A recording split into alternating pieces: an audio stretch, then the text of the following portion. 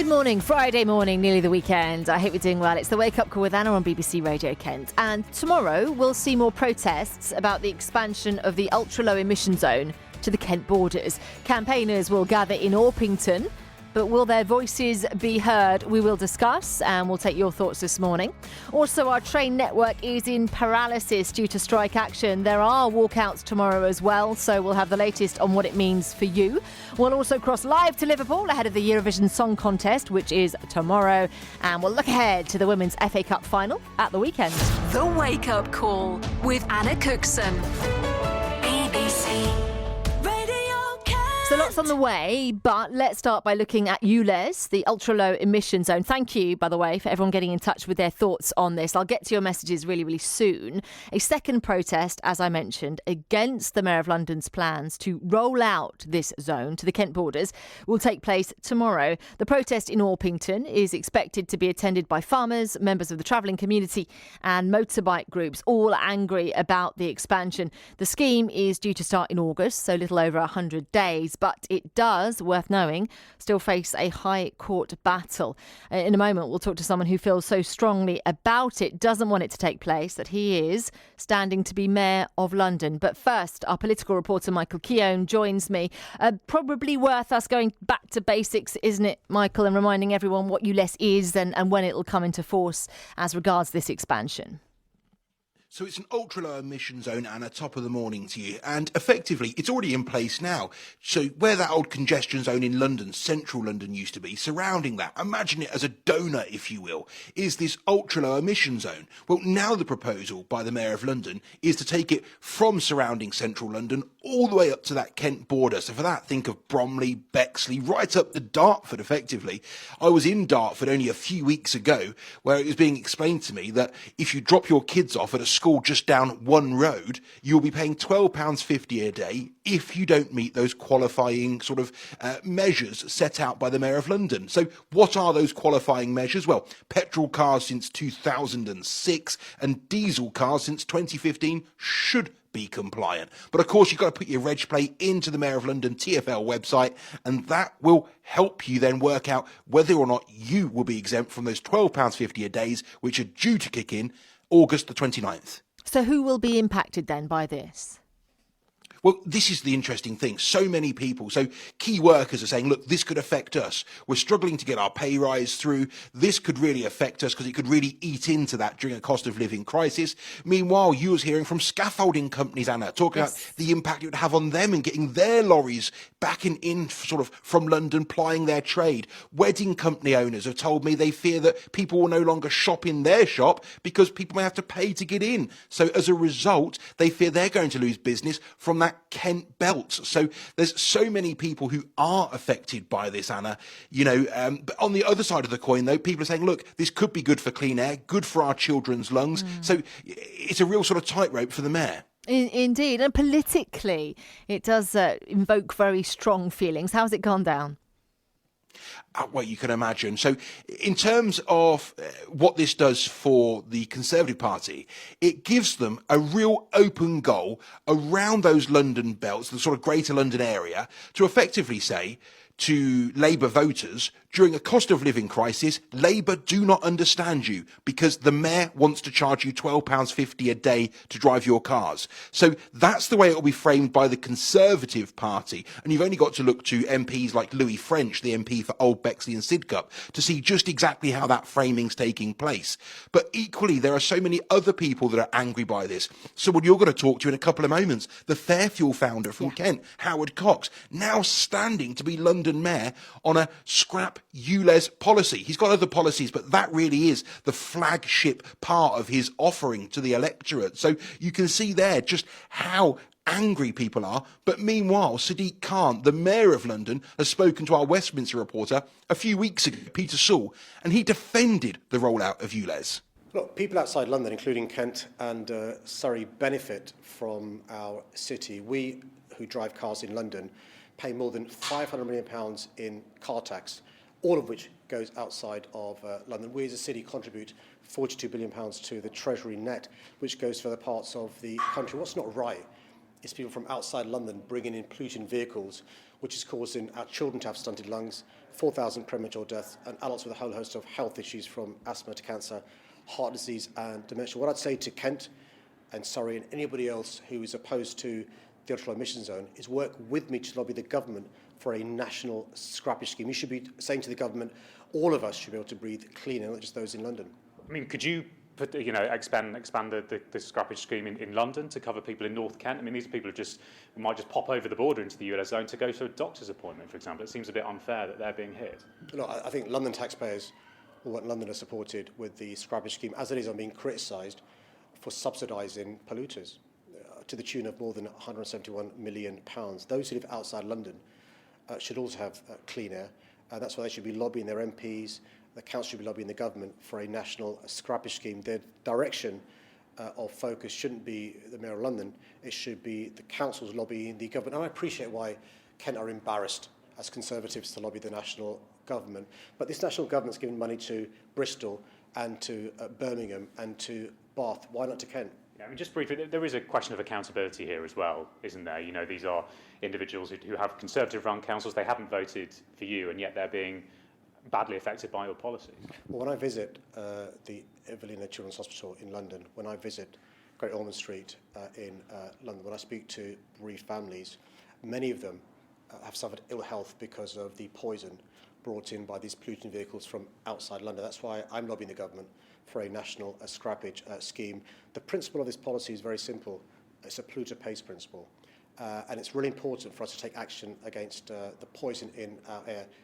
Toxic air is a matter of life and death. I'm not willing to delay action. The choice is very simple. Action to address the triple challenges of air quality, climate change and congestion, or inaction, as the Tories in Kent want to do. That is then the Mayor of London, Sadiq Khan, setting out his stall, what he makes of the plans, which he hopes will cut pollution in the capital and beyond. Many of you feeling very strongly the other way. And as I say, I'll get to your messages shortly. But let's now talk, as promised, to Howard Cox, founder of Fairfield UK. And this week, he announced plans to run as Mayor of London for the Reform Party. Howard, thank you for joining us this morning. Now, you obviously feel very strongly about this, and we know because we've spoken about it before. When did you decide to run for mayor? Seems a drastic step, right? Yes, thank you. Nice to be on your show, Anna. It's lovely to speak to you. Now, let's be quite clear. I've been doing this for 13 years, trying to support motorists and drivers to get a fair deal. And we've managed to get a freezing fuel duty, in fact, a 6p cut in that time. Otherwise, but we're still one of the highest tax drivers in the world. And I've been bombarded by people saying, "Please, could you stand?" In the last 6 months, I've had to make a decision: would I stand for the Conservatives, Independent, or the Reform Party? The Conservatives, unfortunately, still will keep ULEZ. I want to get rid of ULEZ completely, because all ULEZ does is actually damage the economy of London. I actually commissioned a report about a month ago with the Centre of Economic and Business Research, an independent group of economic gurus, and they actually came out with the fact that every year nearly £1 billion is impacted badly on the economy by ULEZ, and that's just looking at that direct effects, not the indirect effects. It doesn't take health into account, though, does it?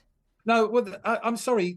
Again, even Sadiq Khan's own emotive statements, he keeps saying these things about 4,000 deaths. That's a complete and utter lie. One person has been recorded due to the actual fact in terms of actually dying of so-called poor air quality. And that was questionable too, because... Well, he's not here to defend himself. Well, I'm sorry. I've got to say these things because he's throwing out lies.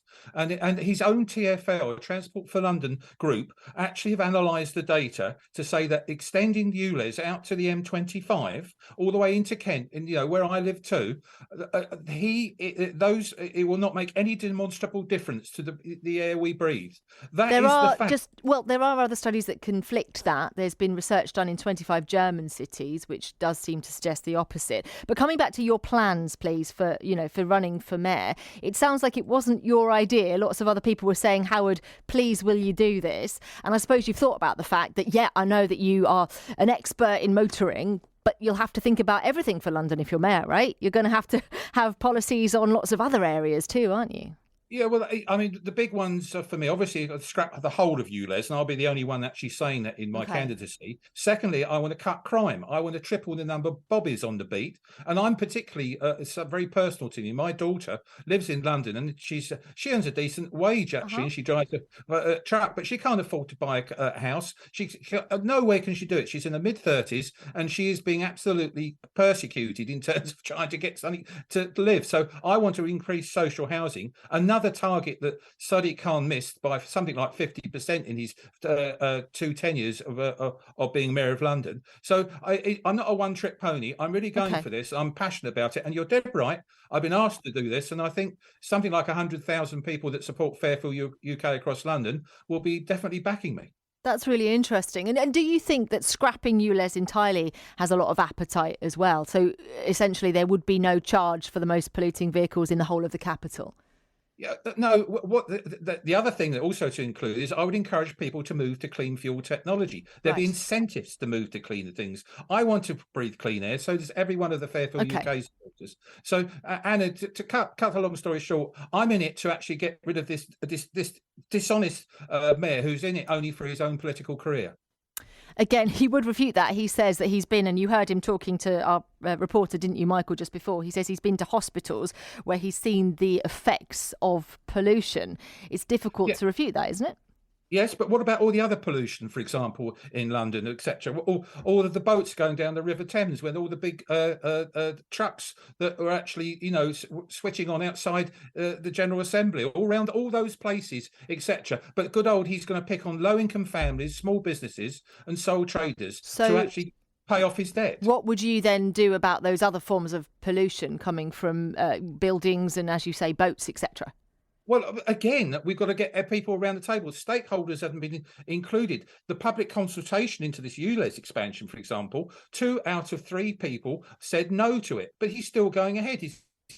He's ignoring his own TfL evidence that the impact on this, as I just said, on air quality will not make any demonstrable difference whatsoever, yet he's still doing it. He's hitting low-income families, small businesses, etc., and he's wrecking London's economy. We need to sit round the table and get a proper plan to clean the air, not hitting people in the pocket.